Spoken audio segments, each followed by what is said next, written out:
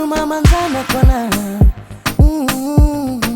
natika rofanisharake tiwafaka tiuma manzana kwana yeyi natika fati mitambete niyara katika rwanifakaja chanzara matutika nisagaja sazana peta kati ya zwaranga rova yave zanatika mitali uladiditika ruyani jiska hizi tunga angi ya mingi tanzu ngiriani tiwafaka tiuma manzana kwano hey yeah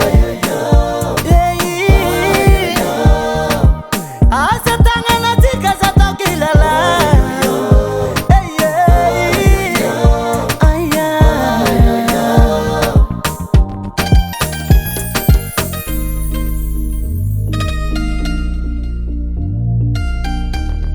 chururururu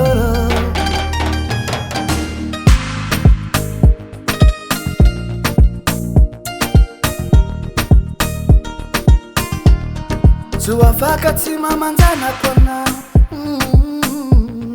nanozofamana ngavade tuwafaka tima manzana kwana nanojo efantanga nulo ambara mivadino nazama mangi yanyo efatia ngadala fafita vanzana kayoro mami zana tika mitali mola didintika ruyani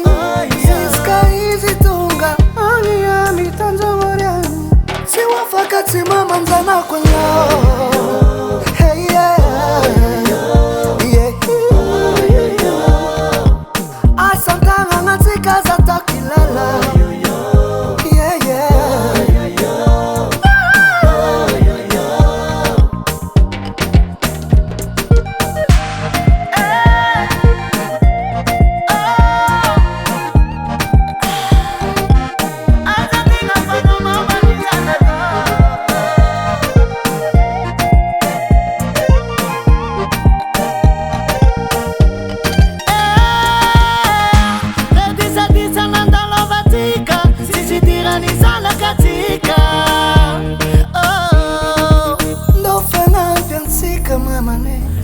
Kweta fita re antika we sururururu siwafaka si papa sana kana